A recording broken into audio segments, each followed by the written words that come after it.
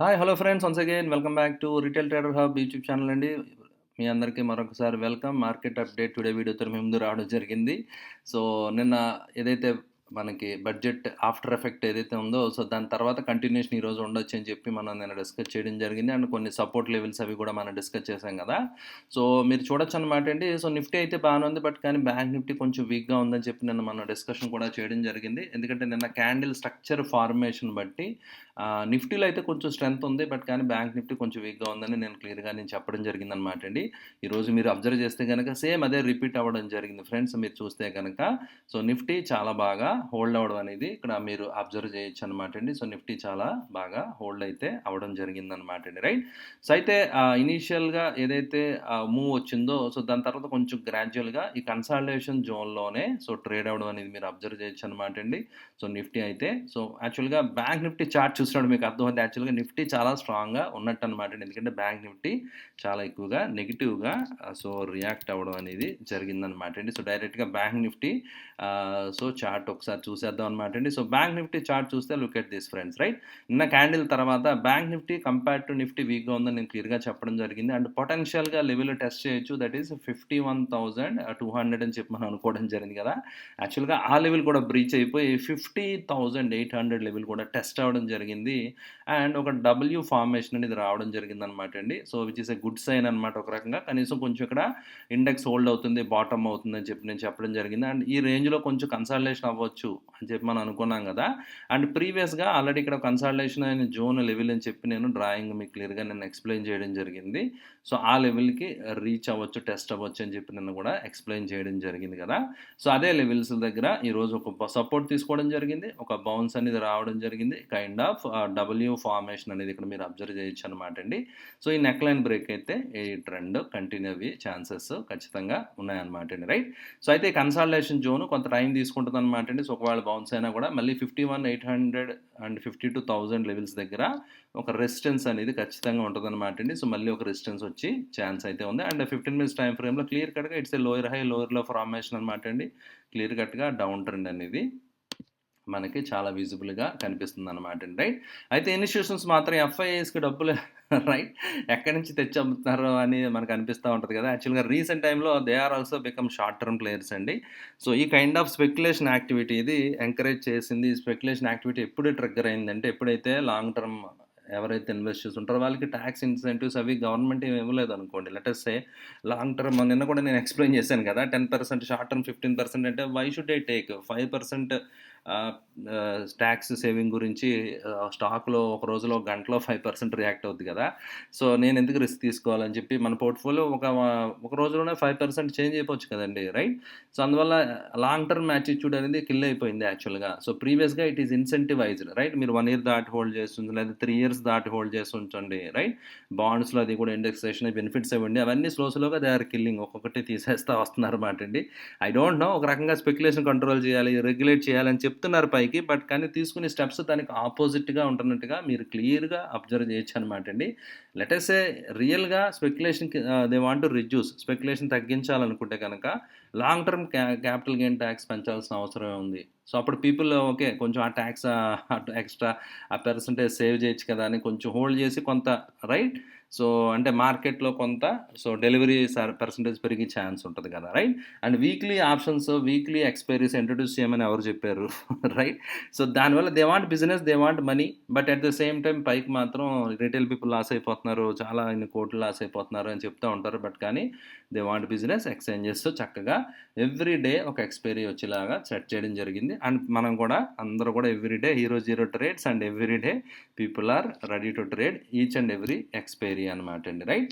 So, అయితే initiations ఎందుకు ఈ టాపిక్ ఇప్పుడు చెప్పానంటే ఎఫ్ఐఐస్ కూడా షార్ట్ టర్మే ప్రిఫర్ చేస్తున్నారు. ట్రేడింగ్ మీరు చూస్తే కనుక రీసెంట్‌గా కొంతకాలంగా కనీసం కొంచెం బయింగ్ జరిగిందనుకున్నాం. బట్ కానీ నిన్న, ఇవాళ they also started selling right. అంటే ఎఫ్ఐఐస్ కూడా యాక్చువల్‌గా వాళ్ళు చాలా 5 ఇయర్స్, 10 ఇయర్స్ హారిజన్ చాలా కొంచెం లాంగ్ టర్మ్ అంత వే ఆఫ్ అప్రోచ్ ఉండేది. సో, నేను స్టార్ట్ చేసినప్పుడు అసలు ఇన్వెస్టింగే ఫోకస్ ఎక్కువ ఉండేదనమాట. ఇప్పుడంతా ట్రేడింగ్ సైడ్ అంటే short term two medium term trading side focus ఖచ్చితంగా పెరిగిపోయింది. ఇనిషియేషన్స్ కూడా అదే బాటలో ఉన్నాయన్నట్టుగా అనిపిస్తుందనమాట. మ్యూచువల్ ఫండ్స్ 3,000 కోట్లు బై చేసినప్పటికి కూడా సో, మార్కెట్‌లో రియాక్షన్ నెగెటివ్‌గానే ఉంది. ఎస్పెషల్లీ సో నిఫ్టీ అయితే బాగానే ఉంది. బ్యాంక్ నిఫ్టీ చాలా ఎక్కువగా రియాక్ట్ అవ్వడం జరిగింది. నిఫ్టీ ఒక 65 పాయింట్లు మాత్రమే పడడం జరిగిందనమాట అండి. రైట్.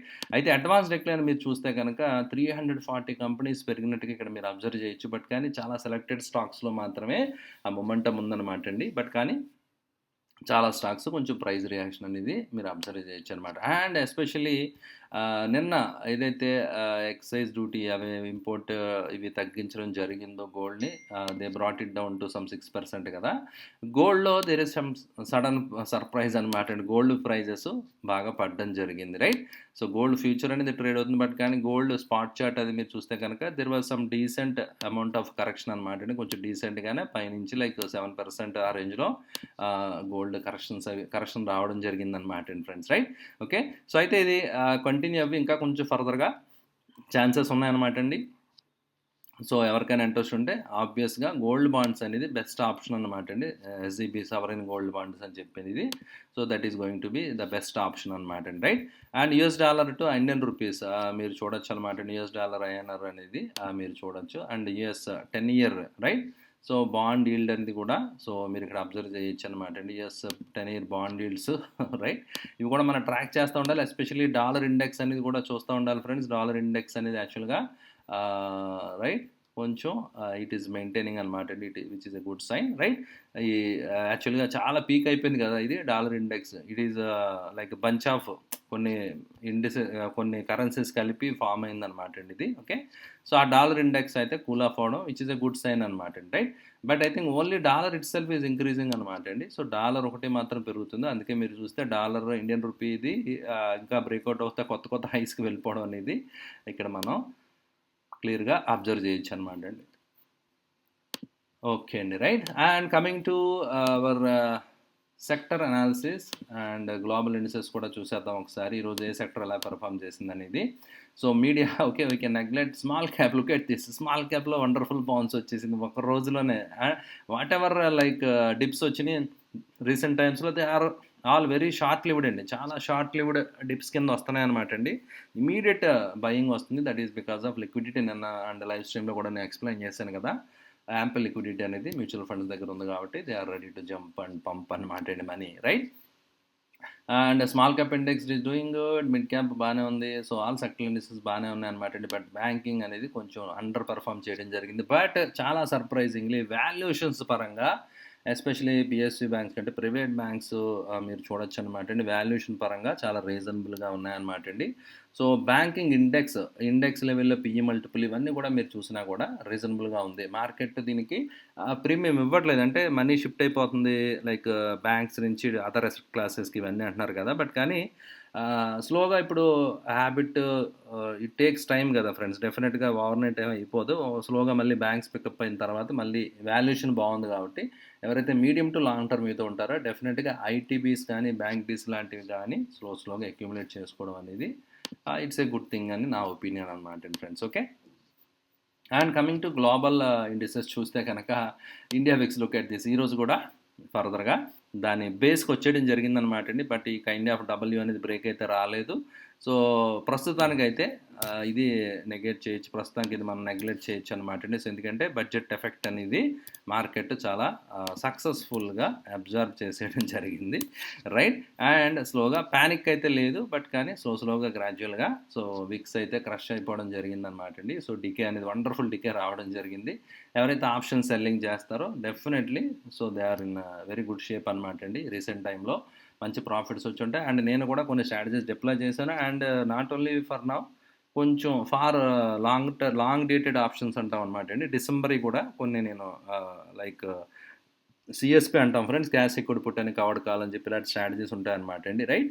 మనం like letters say something want accumulate చేద్దాం అనుకున్నప్పుడు మనం ఈ సైకిల్ ఆఫ్ స్ట్రాటజీస్ ఉపయోగించుకుని ఆప్షన్స్ మనం ఎఫెక్టివ్గా ఉపయోగించుకుంటే ఇప్పుడున్న ప్రైస్ కంటే తక్కువ ప్రైస్లో మన స్టాక్స్ కానీ లేదా ఇండెక్స్ కానీ మనం ఈటీఎఫ్స్ అవి బై చేయొచ్చు అనమాట అండి. సో లాంగ్ టర్మ్ వెల్త్ క్రియేషన్కి అది హెల్ప్ అవుతుంది అనమాట అండి. రైట్. ఓకే అండి. సో ఈ విధంగా మీరు చూస్తే కనుక all global indices are in red అనమాట అండి. సో నిక్కై 1% పడిపోయింది.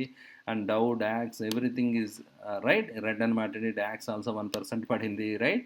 ఓకే, సో ఓవరాల్గా రెడ్ స్క్రీన్ అనమాట అండి. సో బట్ చూద్దాం ఈరోజు నైట్ యూఎస్ మార్కెట్స్ ఎలా ఉంటాయి ఏంటి అనేది. మన మార్కెట్స్ దాన్ని బట్టి ఖచ్చితంగా కొంత రియాక్షన్ ఉంటుంది కదా, but we have our own things కదా. సో మనకు మనకి నడుస్తున్న ఇష్యూస్ మనకు నడుస్తున్నాయి కాబట్టి లెటెస్ ఏం జరుగుతుందో చూద్దాం. బట్ గ్లోబల్గా కనుక కొంచెం ఎక్కువగా బాగా బేరిష్గా రియాక్ట్ అయితే మనం కూడా ఫాలో అప్ మూవ్స్ అనేవి వచ్చే ఛాన్స్ ఉంటుంది అనమాట అండి. అండ్ కొన్ని లైక్ డేటా అవి కూడా వచ్చేలా ఛాన్స్ ఉందని చెప్పి మనం అనుకున్నాం కదా. యూఎస్ డేటా దాన్ని బట్టి కూడా అక్కడ మార్కెట్స్ రియాక్షన్ బట్టి కూడా మన మార్కెట్స్ మీద ఇంపాక్ట్ అనేది ఖచ్చితంగా కొంత ఉంటుంది అనేది మనం నెగ్లెక్ట్ చేయలేమన్నమాట ఫ్రెండ్స్. అందువల్ల ఏంటంటే సో ఆ డేటా అది వచ్చిన తర్వాత యూఎస్ మార్కెట్స్లో రియాక్షను ఎలా ఉంటుందో చూద్దాం అనమాట అండి. ఓకే, ఇది ఫ్రెండ్స్ ఈరోజు మార్కెట్ అప్డేట్. ఐ హోప్ డెఫినెట్గా మీరు వీడియో ఎంజాయ్ చేశారనుకుంటున్నాను. అండ్ బడ్జెట్ తర్వాత కొన్ని సెక్టర్స్కి ఇంపార్టెన్స్ పెరిగింది, కొన్ని సెక్టర్స్కి అంత పెద్ద ఎక్కువ ఎంఫసైజ్ ఇవ్వలేదు. సో అందువల్ల ఏంటంటే కొంచెం ఫోకస్ చేయండి. లైక్ ప్రస్తుతానికి అయితే ఎఫ్ఎంసీజీ రీజనబుల్గా ఉంది, ఐటీ రీజనబుల్గా ఉంది, బ్యాంకింగ్ రీజనబుల్గా ఉంది, అండ్ ఇన్ఫ్రా పుష్ ఇవన్నీ ఎలాగా ఉన్నాయి కదా, ఇవన్నీ కూడా they have been going on, right. ఓవరాల్గా సెక్టర్ స్పెసిఫిక్ మూవ్స్ అని ఉంటాయన్నమాట. బట్ కానీ కొన్ని ఆల్రెడీ బాగా స్ట్రెచ్ ఉన్నాయి, కొన్ని మట్టుకాయలు పడతాయి, కొన్ని అందువల్ల ఏంటంటే కొంత profit booking and respecting your stop loss అనేది చాలా చాలా important. Don't forget that, right. Okay అండి, with this let me thank you friends, thank you for watching the video. Video నచ్చితే ఒక లైక్ వేసుకోవడం మర్చిపోకండి. See you all, bye.